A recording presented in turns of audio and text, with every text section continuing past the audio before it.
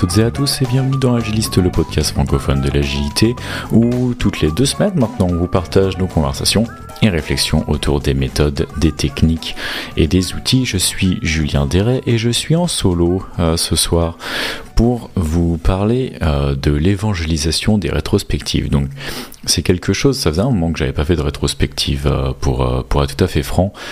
J'ai été pas mal entre des petites équipes ou plutôt des équipes projets où pendant 3 mois on sprint comme des malades et puis on sort un truc et puis du coup il n'y a pas vraiment, alors on fait des débriefs réguliers sur des fonctionnalités spécifiques ou sur la fin du projet, etc. pour essayer quand même de voir où on peut s'améliorer.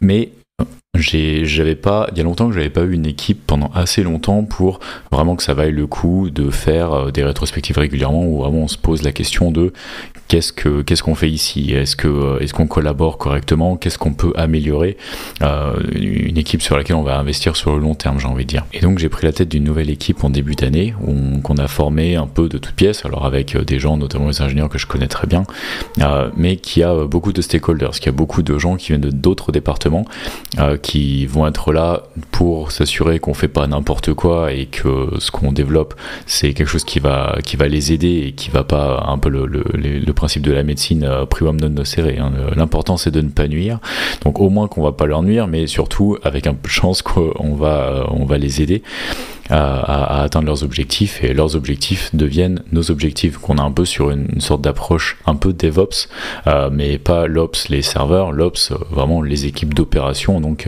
ça va être du support client, ça va être des choses comme ça. Avec toujours l'utilisateur au centre de toute cette équation-là.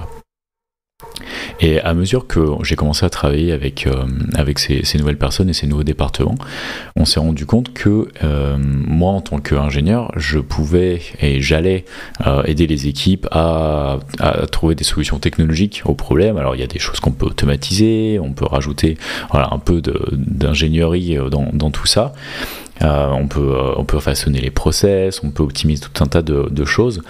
Mais je me suis rendu compte assez rapidement que l'humain était quand même, j'allais dire un problème, pas vraiment le problème, mais qu'on ne pouvait pas faire du solutionnisme technologique en permanence, et pour plusieurs raisons. Déjà parce que ça va introduire des changements, ces nouvelles technologies, et du coup ce changement il faut l'accompagner auprès des équipes, mais aussi parce que l'ingénierie ça prend du temps, c'est-à-dire que les développeurs ils ont beau être hyper talentueux, et taper du code et faire en sorte que ça fonctionne avec tout ce que ça demande de planification en amont et de développement, de tests et de déploiement par la suite et de maintien, sans parler de toute la partie refactoring, etc., parce qu'on est sur un système qui est pas le plus récent de l'entreprise. Ça prend du temps, et donc avant d'avoir un impact, ça prend, comme je disais, ça prend du temps. Donc je me suis mis un petit peu en tête cette analogie de la médecine, un peu, où si on se casse une jambe, on va pas seulement avoir de la chirurgie ou un plâtre, etc. On va aussi avoir de la rééducation, on va avoir tout un tas de trucs. Donc il y a plusieurs, le traitement il va se faire sur des laps de temps qui vont être différents, et il va y avoir plusieurs traitements en parallèle sur des laps de temps différents qui vont attaquer le même problème mais sous un angle différent. Et donc je me suis dit cette équipe-là, elle a une culture qui est très différente du reste de l'entreprise et du reste de ce que moi je connais, c'est-à-dire les équipes produits et les équipes ingénierie qui travaillent tout le temps ensemble, où on est très agile, on est sur beaucoup du Kanban, mais en général de l'agilité, quoi. On a des gens qui sont très investis, qui sont très autonomes, qui sont capables de prendre beaucoup d'initiatives, et moi je suis pas là à leur dire vraiment comment faire les choses, je leur dis juste quoi faire, quand le faire, et je m'assure qu'ils ont les bons outils à disposition pour pouvoir le faire, mais globalement ça roule pas tout seul, mais quasiment, quoi. En tout cas, moi je suis juste là en tant que chef d'orchestre, mais j'ai pas besoin de mettre les mains dedans et de tout vérifier en permanence. On est sur vraiment les équipes, et je dis pas ça que pour les ingénieurs, c'est aussi les chefs de projet, les data analystes, les designers, etc. Tout le monde a l'habitude de travailler ensemble et de collaborer comme ça dans un système qui peut avoir l'air un peu chaotique quand on regarde de l'extérieur, mais qui en fait fonctionne très bien. J'aime toujours avoir du chaos contrôlé plutôt que quelque chose de très très processé, on va dire. Et bref, et du coup, cette équipe-là cette équipe que je devais aider, les métriques qu'on surveillait dans notre équipe, c'était notamment les métriques de cette équipe-là, et pas leur performance, mais l'impact sur l'utilisateur. Et donc pour avoir un impact sur l'utilisateur, il fallait que cette équipe-là arrive à travailler un peu plus efficacement, on va dire. Et encore une fois, c'est pas péjoratif, ils font de l'excellent boulot, mais on voulait voir si on pouvait aller un petit peu plus loin, mais toujours avec le même principe, c'est-à-dire essayer d'aller plus rapidement, de façon plus intelligente, sans dépenser plus d'énergie. L'idée, c'est vraiment d'amener juste de l'amélioration dans les process et dans la culture. Et je me suis rendu compte que la culture, dans cette équipe, c'était un petit peu un problème, entre guillemets, parce que comme je disais, c'est une équipe qui est assez isolée du reste de l'entreprise. Donc c'est une équipe qui n'est pas très agile, qui n'est pas vraiment team of teams, qui a une approche, et ça s'explique par leur historique, etc. Mais ils ont une approche qui est très tayloriste, qui est très réductionniste.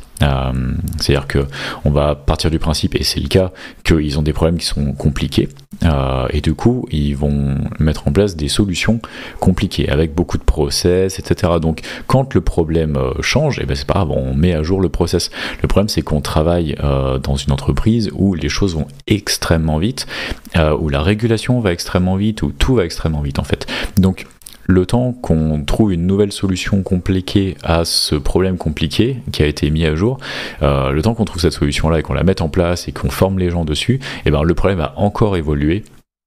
Et du coup, on est toujours un petit peu en retard. Et ça fait pour moi, ça fait tout de suite écho à ce bouquin que je mentionne en permanence, qui s'appelle Team of Teams, qui explique justement qu'aujourd'hui, on est sur un monde qui va tellement vite qu'on est sur un système qui se rapproche d'un système chaotique, dans le sens où il va devenir plus complexe et pas compliqué. C'est-à-dire que si on veut essayer de prévoir la météo, pendant 1 heure, c'est à peu près faisable avec des maths, compliqué, mais c'est faisable.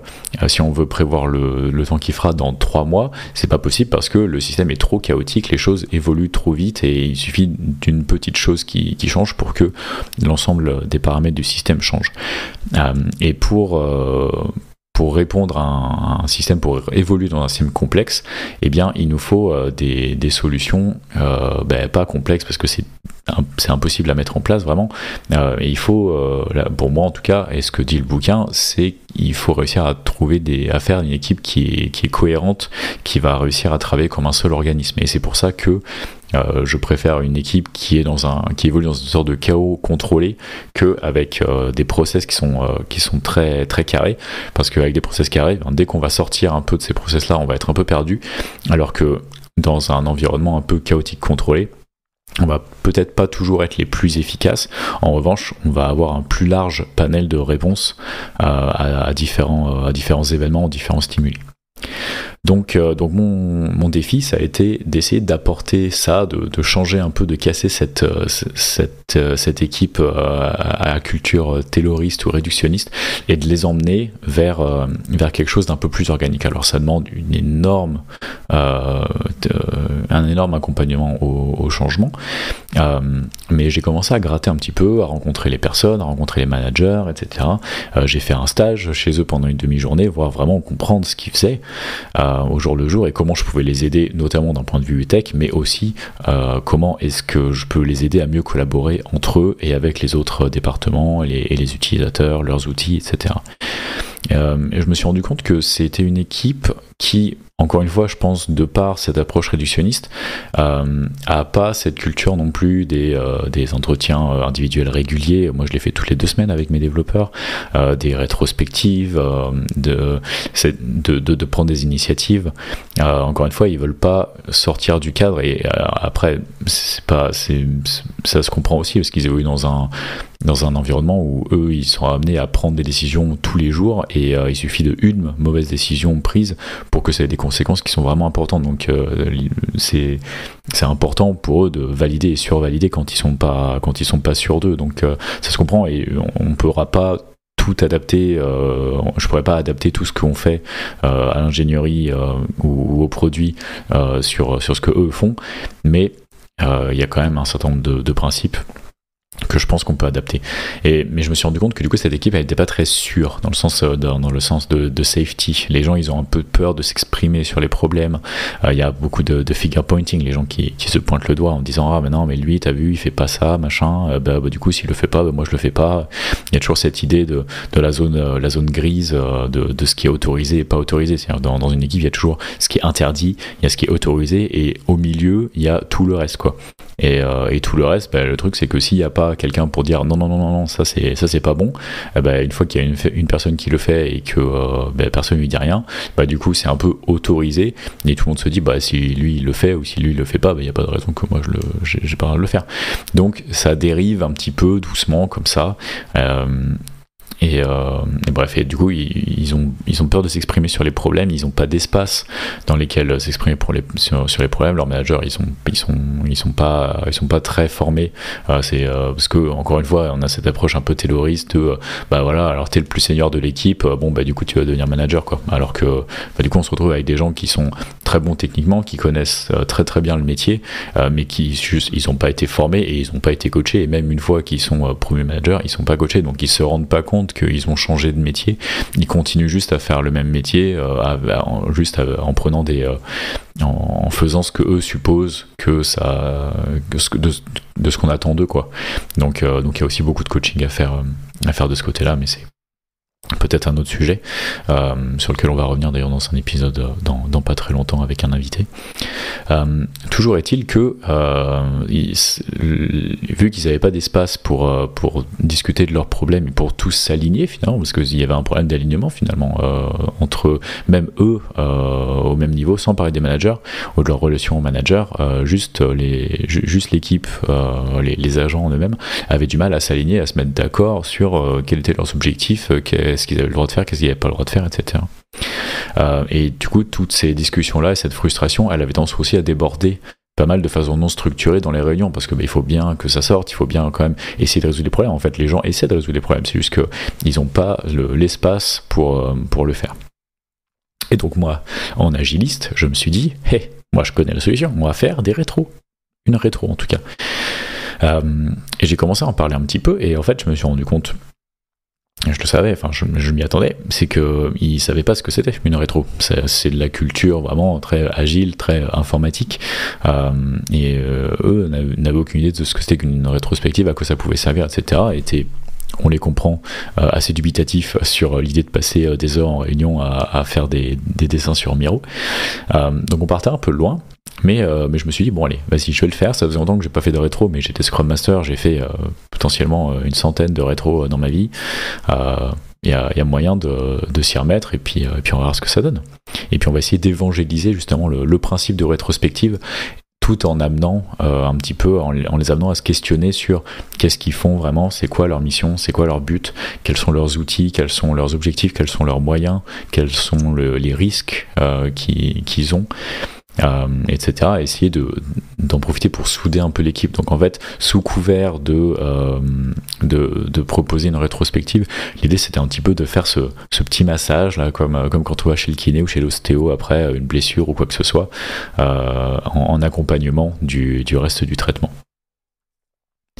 Donc c'était une équipe d'à peu près 10 personnes, donc j'ai coupé en 2 groupes. J'avais pas envie de faire des grosses rétros, le but c'était vraiment d'entendre les gens individuellement, et je voulais pas qu'il y ait 2-3 personnes, 2-3 grandes gueules entre guillemets, qui monopolisent tout l'espace, donc j'ai coupé en 2 groupes.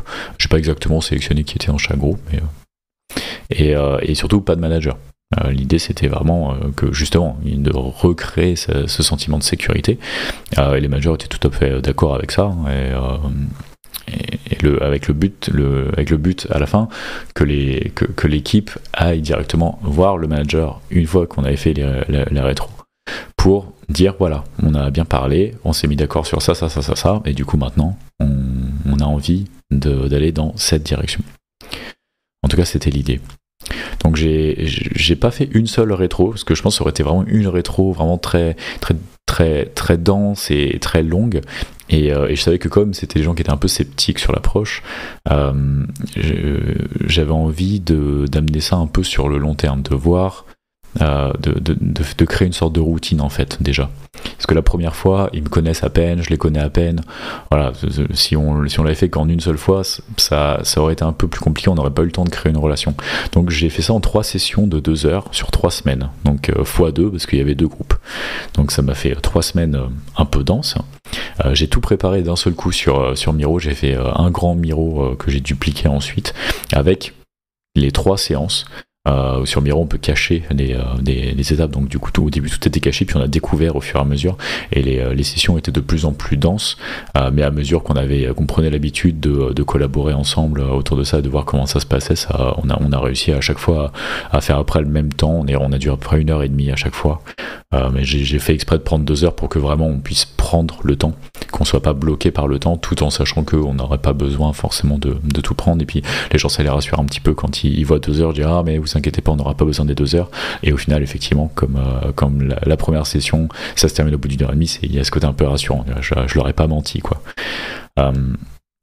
Et donc, ces 3 sessions, j'ai un petit peu réfléchi et j'avais envie de les emmener en fait doucement vers ce que moi je considérais comme une vraie rétro. Mais j'ai préféré prendre les choses un peu doucement. Donc en fait j'ai fait 3 exercices sur ces 3 sessions. La première, c'était la carte du monde. C'est un exercice que j'aime beaucoup, notamment quand on arrive en tant que personne externe dans une équipe où j'ai trouvé sur Google une image, une espèce de carte qui ressemble un peu à la carte du Seigneur des Anneaux, voilà, un truc sans légende, sans rien, mais au moins il y a plusieurs îles, des grandes, des petites, il y a des chaînes de montagnes, il y a un désert, etc. Et je leur ai dit, on va faire la carte de votre équipe et vous décidez du scope, c'est-à-dire que vous pouvez faire la carte de juste utiliser toute la carte pour votre équipe, ou juste que votre équipe ce soit une île, et puis comme ça on peut voir un peu les autres départements autour.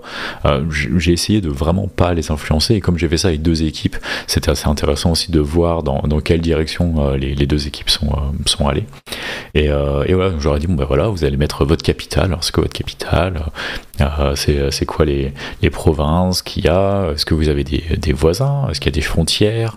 Est-ce que vos voisins sont hostiles ou pas? Est-ce qu'il y a des routes? Est-ce qu'il y a des autoroutes, des routes commerciales? Est-ce qu'il y a des postes? Je sais pas, bref, on donné des noms aux fleuves, donné des noms aux îles, aux océans, essayer voilà, de les emmener. Et puis moi, comme c'est une équipe que je connaissais pas trop aussi, ça m'a permis aussi de grappiller beaucoup d'infos qui étaient, ma foi, assez intéressantes. Et eux, ça leur a permis de se placer et de créer une sorte de vision commune, en fait. Et à la fin, ils étaient assez contents d'eux, et en vrai les cartes étaient vraiment sympas, elles avaient beaucoup de sens, mais ils restaient quand même un peu sceptiques, quoi. Et quand on a débriefé, alors j'avais prévu un briefing et un débriefing, un briefing au début de chaque rétro, et ensuite au début de la rétro d'après on débrief la rétro d'avant, comme ça permet de revenir sur ce qu'on a fait vite fait, des fois qu'il y ait quelqu'un qui aurait pas été là, ou juste le temps de rafraîchir la mémoire, et ensuite briefer la nouvelle rétro. Le briefing il tient en 3 minutes, hein. C'est vraiment pas compliqué, mais au moins voilà, expliquer quel est l'objectif de la séance, quels sont les moyens, quelle est la météo, etc. Donc au premier débrief, il disait ouais, c'était sympa, mais ça nous a pas vraiment changé notre quotidien, quoi. On n'a pas vraiment compris où tu voulais en venir avec tout ça, mais on l'a fait et c'était sympa. Mais au final, ce qui s'est passé, c'est que ça a vraiment aligné tout le monde, quoi. Tout le monde s'est mis d'accord sur ça, et puis ça permet juste, je sais pas, peut-être parfois il y en a un qui va faire une blague, tu vois, genre ah ouais, tel département, c'est un département un peu, on va le mettre un peu dans le Mordor, quoi, et du coup c'est hi hi hi hi, et c'est marrant parce que au moins ça verbalise les choses, quoi. Il y en a un qui le dit, et puis ça permet de voir aussi qui est d'accord, qui est pas d'accord. Donc même si eux ils voyaient pas vraiment exactement l'intérêt, moi je trouve que ça a au moins eu le mérite de mettre tout le monde à peu près sur la même page, et c'était assez intéressant. Et puis voilà, c'était une sorte d'intro un peu gentille, aussi faire un truc assez cool et visuel pour pas juste se retrouver avec 50 000 post-it dès la première session, quoi. La deuxième session, je suis parti sur le bateau à voile. Le sailboat. Donc pour ceux qui connaissent pas, donc en gros on a une image avec 4 cadrans et au milieu on a un bateau qui représente l'équipe et du coup dans les 4 coins on a une île qui est un petit peu qui est l'objectif en fait, la vision de l'équipe. On a le vent qui souffle dans les voiles, donc c'est ce qui nous permet d'avancer. On a l'ancre, c'est ce qui va nous tirer, qui va nous empêcher d'avancer justement. Donc en gros on comprend quelles sont les deux forces opposées qui s'affrontent et finalement quels sont les rochers, quels sont les risques pour l'équipe qui se trouvent entre le bateau et l'objectif. Et ce que j'avais envie d'arriver avec ça, c'était déjà d'essayer de mapper tout un ensemble de choses et encore une fois d'aligner un peu tout le monde, de faire remonter des problèmes, mais tout en ayant juste une discussion, et ensuite de relier ces différents problèmes et solutions ensemble. Qu'est-ce qui influe sur quoi, etc. Et avec l'idée à la fin d'arriver avec une mission de l'équipe. En anglais, on est un mission statement. Vraiment, la mission. Quelle est votre mission ? Et donc, on a fait ça aussi avec des post-it et tout, et tout ça en virtuel sur Miro. Et donc, il y avait 2 équipes. Donc, les 2 équipes sont venues avec leur mission. Alors, c'était des formulations qui étaient un peu différentes, mais ça arrivait à peu près au même. Et ensuite j'aurais dit du coup cette mission là vous allez l'amener à votre prochaine réunion prochaine réunion hebdomadaire ou quoi que ce soit avec votre équipe et votre manager, et puis comme ça vous allez pouvoir vous aligner les 2 équipes sur quel mission statement vous avez fait, et comme ça vous allez pouvoir vous l'approprier, vous en faites un hymne pour votre équipe et vous l'utilisez partout, c'est-à-dire que je veux l'entendre au début de chaque réunion, etc. Et ils étaient ma foi plutôt contents de ça. Et on commence, j'y reviendrai après, mais ça commence déjà à avoir un impact. Encore une fois, avec l'idée d'aligner tout le monde sur qu'est-ce qu'on veut faire, c'est quoi notre objectif. Comme ça, le jour où j'ai besoin de prendre une initiative, je peux me référer à ma mission. Le jour où je vois quelqu'un qui fait, par exemple, il y a l'idée d'être vraiment utilisateur, de centrer autour de l'utilisateur, d'apporter la meilleure expérience à l'utilisateur. C'est dans leur mission qu'ils ont défini eux. C'est-à-dire que c'est pas le manager qui a défini la mission, c'est pas moi qui ai défini la mission, c'est eux qui l'ont défini. Et c'est intéressant parce que moi, du coup, j'arrive à faciliter cette équipe-là, ces rétros dans cette équipe, alors que je suis pas leur manager, je suis même pas de leur département, donc je suis vraiment arrivé un peu comme un pote, comme un coach, quoi. Donc c'était un peu l'idée aussi de aider encore un peu plus à délier les langues. Mais donc c'est vraiment eux qui ont défini cette mission. Donc ça d'intéressant que maintenant, quand il y en a un qui déroge un peu à la règle, par exemple qui fait un truc qui apporte pas une super expérience à l'utilisateur, et n'importe qui dans l'équipe peut se permettre de dire non, ça c'est pas cool ce que tu as fait, parce que regarde, la mission sur laquelle on s'est mis d'accord, c'est centré autour de l'utilisateur et de l'expérience de l'utilisateur. Donc ça légitime en fait ce côté un peu de, pas de râler, mais juste de dire voilà, les règles qu'on s'est fixées, on s'est tous mis d'accord, on l'a tous fait ensemble. Donc maintenant, il n'y a pas besoin d'un manager pour faire respecter ces règles-là, n'importe qui peut se permettre de le dire parce que toute l'équipe s'est mise d'accord là-dessus. Enfin, la troisième rétro, elle était un peu plus classique. C'est un exercice que moi j'aime beaucoup et que j'ai tendance à utiliser assez régulièrement, un peu par défaut de temps en temps. C'est le stop, less, keep, more, start. Donc on a 5 colonnes avec ce qu'on doit arrêter de faire, ce qu'on doit faire moins, ce qu'on doit continuer de faire, ce qu'on doit faire plus et ce qu'on doit commencer à faire. Et donc, encore une fois, je leur dis, voilà, vous prenez 5 minutes, vous bricolez vos trucs, ensuite on met tout ça en commun, on cluster, et ensuite on crée des actions. Et donc, encore une fois, là, on commençait vraiment à toucher au problème. C'est-à-dire que le bateau à voile, on a parlé un peu de quelques problèmes, mais ça restait un peu haut niveau, c'était plus centré autour de l'objectif et de la mission de l'équipe. Avant, c'était la carte du monde, donc c'était vraiment très macro. Là, cette dernière rétro, on était vraiment à un niveau plus micro sur, voilà, quelles sont les choses qu'on veut changer dans cette équipe maintenant, quoi. Donc il y a toujours cette idée de macro vers le micro sur 3 semaines, quoi. Donc comme ça, ils ont eu le temps de bien digérer le truc. Et donc ils sont venus, les 2 équipes, avec un certain nombre d'actions à la fin. Et donc les 2 équipes ont pu arriver à la fin avec un certain nombre d'actions à mettre en place.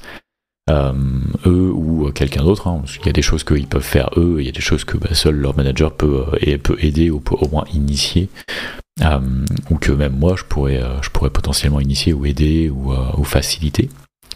Et donc à la fin, ils ont apporté tout ça à leur manager à la réunion hebdomadaire qui s'en est suivie. Ils ont apporté ça à leur manager et ils ont discuté tous ensemble de façon un peu collégiale, de façon totalement collégiale. En disant voilà, on a détecté si ça, et donc voilà, et donc telle personne, ouais, on va faire ça, et puis ça on aimerait bien le faire, ça c'est un peu plus compliqué, donc on va peut-être le garder pour plus tard, mais voilà, ce serait quand même important, etc. On le garde dans un coin, et comme ça ensuite cette liste, ils peuvent la ressortir régulièrement, toutes les semaines, toutes les 2 semaines, et se dire voilà, où est-ce qu'on en est de tout ça, et moi je veille un petit peu au grain comme ça, d'un peu plus loin. À côté, je fais du coaching pour les 2 managers de l'équipe. Je fais une session de coaching par semaine avec les 2 managers où là on va parler plutôt stratégie au niveau de l'équipe, voir un petit peu comment ça se passe, etc. Et qu'est-ce qu'on peut changer, essayer d'aider un petit peu par-ci par-là. Et ensuite je fais un coaching individuel aussi avec ces 2 managers où là on est plus sur du tactique, sur qu'est-ce que ça veut dire d'être manager, comment organiser son temps, comment faire des one-on-one. En gros je réponds un peu à toutes leurs questions, je leur donne un petit peu des tips, des bouquins à lire, etc. Un peu en fonction de un truc un peu à la carte, quoi. Donc moi ça me permet comme ça de faire du suivi un peu de loin, mais sans avoir à m'immiscer complètement dans l'équipe. La prochaine étape maintenant, ça va être pour eux de commencer à itérer en fait, pour faire des rétros régulières, parce qu'ils se sont vraiment rendus compte que ça avait de la valeur, quoi. Juste le fait de prendre du temps pour parler des problèmes et des trucs bien aussi, parce qu'il n'y a pas que les problèmes, c'est aussi se rendre compte des forces de l'équipe. C'est con, mais juste de le dire, de le verbaliser, on y croit un peu plus, et puis on se le répète, je sais pas, ça l'ancre un petit peu dans le cerveau. Donc c'est important aussi. Il y a eu un impact qui a été assez intéressant vraiment, qui s'est pas senti. C'est vraiment un peu comme quand on va chez l'ostéo ou chez le kiné, quoi. Ça s'est pas ressenti tout de suite, mais là maintenant, quand on regarde 2-3 semaines après, il y a vraiment un changement assez net dans l'attitude qui a été remarqué, avec une parole qui est beaucoup plus libérée, avec beaucoup plus de prise d'initiative, plus d'engagement, plus d'autorégulation, ce qui était un peu un problème à l'époque. Du coup, si l'équipe s'autorégule mieux, du coup il y a moins besoin de micromanager. C'est-à-dire aussi que les managers, ils passent moins de temps à faire du tactique et ils peuvent prendre un peu plus de temps à faire du stratégique. Donc ça leur enlève de la charge mentale. Ça enlève de la charge mentale aux agents, parce qu'ils ont moins quelqu'un toujours derrière leur dos à regarder qu'il ferait une connerie, et ça s'autorégule. Donc alors c'est pas encore parfait, mais la tendance vraiment elle est très très bonne, et donc on va continuer à faire des rétros.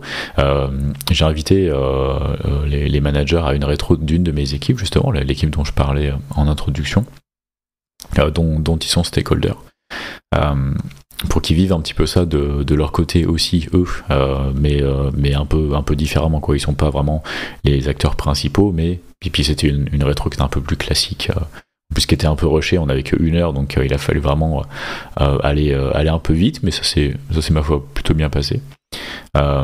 Et du coup ils ont pu aussi, eux, avec justement tout ce recul-là, ils ont pu vraiment se rendre compte de déjà comment ça se passe en vrai, mais aussi de l'impact et des possibilités que ça offre en termes de gestion d'équipe et de création de la culture de cette équipe. Donc maintenant, les prochaines étapes pour moi, ça va être de continuer à coacher ces managers, de les coacher et de les former sur les principes fondamentaux de la rétrospective. Je pense que je vais même faire un lunch and learn pour toute l'entreprise. Ça fera pas de mal de revenir un peu sur les principes fondamentaux. Je me demande si je l'ai pas déjà fait il y a quelques années. Et voilà, je vais sûrement un peu faciliter avec eux au début. Peut-être 1 ou 2 rétros encore avec ces équipes-là, et puis au fur et à mesure les laisser expérimenter tout seuls, et juste leur donner des guides et leur pointer à Rétromat, et les laisser prendre confiance en eux, quoi. Et voilà. L'idée c'est d'essayer de commencer ce cercle vertueux de boucle de feedback positive, de aller vers du continuous improvement, de l'amélioration continue dans toutes ces équipes. Et voilà, avec un peu de chance, on va pouvoir amorcer ce shift culturel pour les approcher, eux, de techniques de management et de gestion d'équipe un peu plus modernes, tout en respectant les spécificités qui font cette équipe-là aussi. Et aussi, voilà, ça, rien que le fait aussi qu'il y ait quelqu'un de l'extérieur qui vienne les voir et leur dire bon les gars, salut, comment ça va, je vais vous montrer un peu comment nous on fonctionne, et puis comme ça vous allez pouvoir prendre un peu ce qui vous plaît. Ça permet de casser un peu cette isolation qu'il y a eu dans cette équipe, de leur dire on vous abandonne pas, on va vous aider et on va vous montrer, on va travailler avec vous et on va vous donner les outils, on va vous expliquer les outils, et ensuite comme ça vous allez pouvoir continuer à avancer de façon autonome. Et surtout si vous avez un problème, vous n'hésitez pas. Donc il y a tout un tas de bienfaits, je trouve, qui sont au-delà de qui vont bien au-delà que de dire ouais, mais vos outils ils sont pourris parce que on n'a jamais eu le temps de s'en occuper, donc voilà, maintenant on vous file 2 ingénieurs et puis vous vous débrouillez. Non, on essaie de faire un accompagnement qui est beaucoup plus profond et un peu plus sur le long terme, toujours avec cette idée que l'équipe devienne vraiment autonome et qu'il n'y ait pas besoin de sans arrêt remettre de l'énergie pour aller contrebalancer cette entropie. Le but c'est de vraiment justement baisser cette entropie et faire en sorte que l'équipe ensuite évolue à créer sa culture par elle-même. Heureusement c'est une équipe et c'est fondamental, c'est une équipe qui a un terreau qui est quand même relativement fertile, c'est-à-dire qu'on est quand même sur des gens qui sont extrêmement doués à ce qu'ils font et qui ont vraiment envie que ça marche. Donc c'est un principe qui est quand même fondamental. Je me rappelle un prof de méthodes agiles quand j'étais en école d'ingénieur nous avait dit, quand vous avez une équipe Scrum, vous êtes en sprint, il faut que ça avance, donc on peut pas avoir des gens qui passent la journée à se demander ce qu'ils vont bouffer le soir, quoi. Il faut quand même au niveau déjà du recrutement, si on veut se donner un peu toutes les chances d'avancer, de trouver des gens. Après, des gens qui savent pas, c'est pas grave, ils peuvent toujours apprendre. Ce qu'il faut juste valider, c'est qu'ils puissent apprendre, qu'ils veuillent apprendre, et surtout que culturellement ils rentrent dans l'équipe et qu'ils arrivent à collaborer les uns avec les autres. Et heureusement, du coup, là, cette équipe-là, c'est déjà un peu le cas, donc après il faut juste leur montrer la voie, et je suis sûr que ça va très bien se passer. Voilà, je voulais vous faire un petit retour d'expérience là comme ça en solo. J'espère que ça vous a intéressé. Je vais conclure tout ça. Comme d'habitude, vous pouvez me retrouver sur julien.deret.fr. Vous pouvez lire mon bouquin How I Plan My Wedding with Scrum, qui est toujours sur Amazon. Vous pouvez m'écouter dans Relife, le podcast de l'amélioration du quotidien, où on parle aussi plutôt pas mal en ce moment de leadership, etc. C'est assez intéressant. Mais aussi de tout un tas de choses. Des outils de l'AI, évidemment, on en parle beaucoup en ce moment, comment utiliser ChatGPT, whatnot. Voilà, on parle de plein de choses et on s'amuse beaucoup. Je vous remercie d'avoir écouté Agilist. Si l'émission vous a plu et que vous avez appris quelque chose, laissez-nous un petit commentaire, une note sur Apple Podcast, sur Spotify, sur toute autre plateforme. Dites-nous coucou sur LinkedIn, passez un petit commentaire dans le post. S'il y a des gens qui vous inspirent, que ce soit à votre travail, ou des gens que vous connaissez, ou dont vous avez entendu parler, dont vous avez lu les bouquins, dont vous avez vu les conférences, qui vous inspirent vraiment et que vous aimeriez entendre dans Agilist, n'hésitez pas aussi à me le dire. Passez-moi un message, encore une fois, sur Twitter, LinkedIn, par mail, peu importe. Et puis on essaiera d'organiser ça. On a de plus en plus d'invités en ce moment et vraiment ça nous plaît beaucoup. Pendant plus d'1 an, on était juste Pierre et moi à se raconter un peu notre life à tous les deux, et là on accumule un peu du savoir externe comme ça, et c'est très enrichissant, très intéressant, et on espère que c'est enrichissant pour vous aussi. Donc s'il y a des gens que vous voulez entendre, vraiment n'hésitez pas à nous le dire. En attendant, on vous retrouve dans 2 semaines pour un prochain épisode. Salut à toutes et à tous.